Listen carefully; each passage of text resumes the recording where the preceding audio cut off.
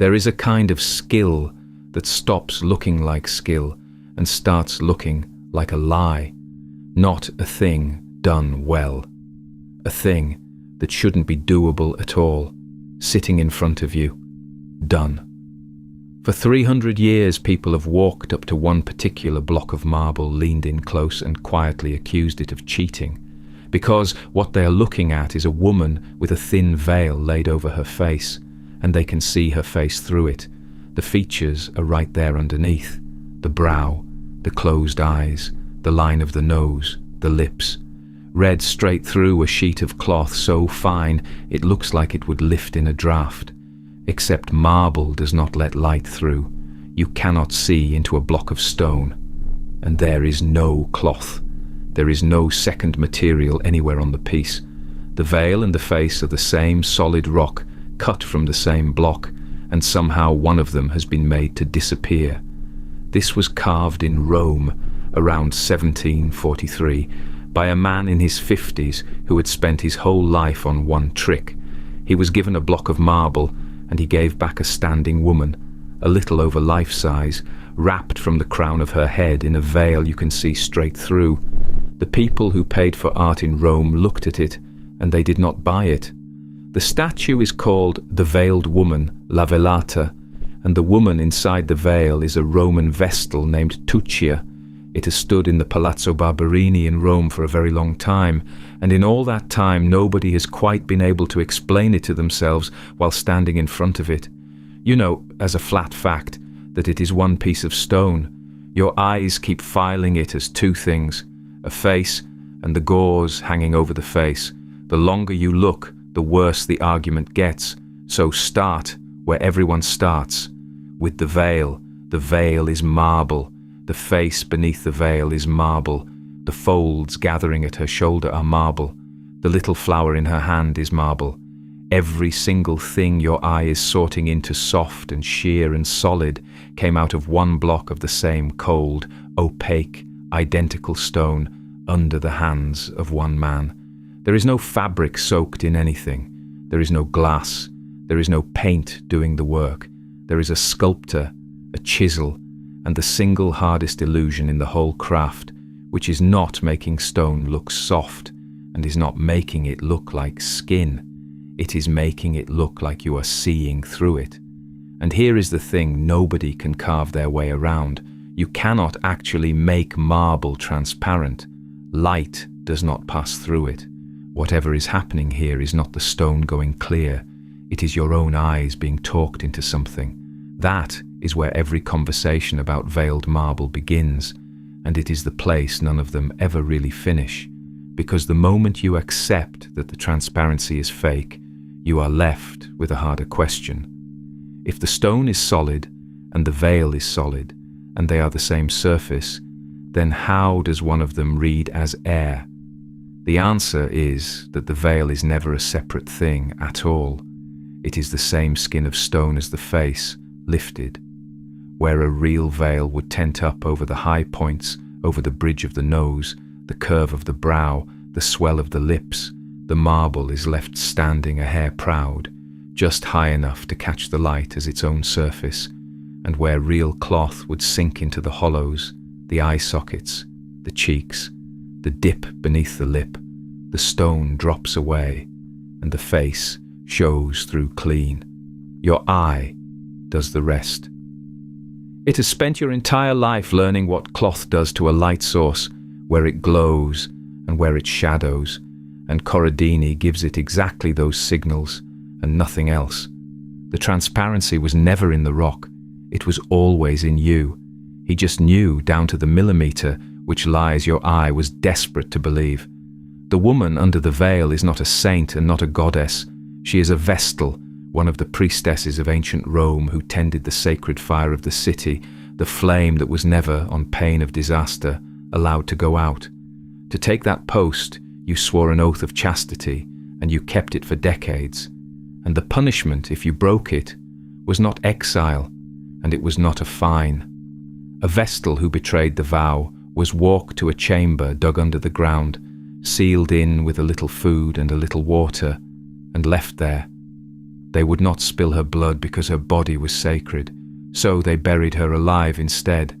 That is the world this woman is standing in. That is the weight pressing on the figure under the marble veil. Her name is Tuccia, and the reason we remember her is that one day she was accused of exactly that, of breaking the vow. There was no proof either way, only the accusation, which in her world was very nearly enough to put her in the ground. So, the Roman writers tell us Tuccia made an offer that was really a prayer. She went down to the river Tiber and she filled a sieve with water, and she carried that sieve all the way back up to the temple, and not a single drop fell through. Water held in a vessel that is nothing but holes. The historian Valerius Maximus set the story down, and it stuck for 2,000 years. Look at the statue again and you find it in her hand, against her hip, the sieve, the proof. She is holding the impossible thing she did, and once you see that, the whole sculpture turns into a mirror, because there are now two impossible things in the same piece of stone, and they are looking at each other. There is the thing Tuccia did, water carried in a sieve, kept whole in a vessel made of gaps, and there is the thing Corradini did, a face seen clearly through solid rock, made soft in a material made of nothing but hardness. The statue is one miracle, performed in order to depict another. He chose a woman famous for doing what cannot be done, and he proved he could match her at it. The little rose in her other hand is the old sign for purity, the thing she was accused of losing and proved she had kept.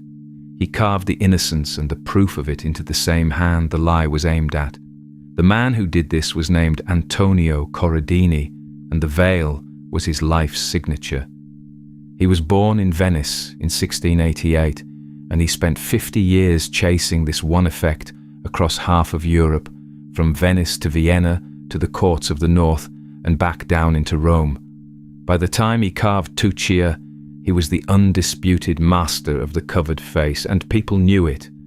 We are told that James Stuart, the exiled Stuart claimant to the English throne, came to his studio to see his veiled women. So did the reigning Pope, Benedict XIV. And still, when this particular statue was finished, the great houses of Rome would not take it. His friend, a caricaturist named Gauze, wrote down the reason as he understood it. They passed on it, he said, out of envy. So the statue nobody could explain stayed in the workshop, unsold. Then comes the part that makes this statue ache a little. Corradini left Rome and went south to Naples to work for a strange and brilliant prince, Raimondo di Sangro. On a private chapel the prince was filling with marble, and the centerpiece the prince wanted was a figure of the dead Christ, laid out under a veil, a shroud you could see straight through, down to the wounds. It was the exact problem Corradini had been solving his entire life, handed to him at the height of it. He shaped the idea in clay, and in 1752, before the marble was truly begun, he died. The commission passed to a younger sculptor named Giuseppe San Martino, who finished it the next year. That figure, the veiled Christ of Naples, is now one of the most famous sculptures on earth, and the thing people travel to see is the veil. The veil Corradini spent his life inventing, lying over a body he did not live to carve. So go back to her, the one he did finish, the one nobody wanted. Look at the eyes first. They are closed, and you are reading them as closed through a layer of stone that your mind insists is cloth. Now the mouth. The lips are slightly parted under the veil, and the veil dips into that parting exactly the way real fabric would, which is why you cannot stop believing it. Now her hand and the sieve resting against her, the holes you keep waiting to leak. Now the rose. Every part of this was carved by a man who understood that the most powerful thing you can do to a face is not reveal it. It is half hide it, and let the person looking do the uncovering themselves. She never left Rome. While the veil became world famous a few hundred miles south, on a body in a chapel, the woman who came first stood quietly in a Roman palace, the statue too good to sell. And the image she belongs to refused to die. All through the next century, As Italy tore itself apart and slowly tried to become one country, sculptors kept carving veiled women, and people started to read them as the nation itself, a thing waiting under a thin layer to be uncovered, almost visible, not yet free. A vestal accused of a lie, holding the sieve that cleared her, became the face of a whole country holding its breath. Not bad, for a statue the lords of Rome were too proud to buy. In the end, the veil is the strangest kind of honesty. It is laid down to hide a face, and it hides nothing. You see her better for it, a vow of concealment carved by a man who could make solid stone step out of the way of your eye, worn by a woman whose entire fame is that she had nothing to conceal. He could make marble disappear. He proved it on a body that was never accused of anything, a Christ he did not live to finish, the most looked at veil in the world. And the first one, the one he signed with his own hands and could not sell, is still standing in Rome, 300 years on, very patiently letting you see straight through solid rock and call it cloth.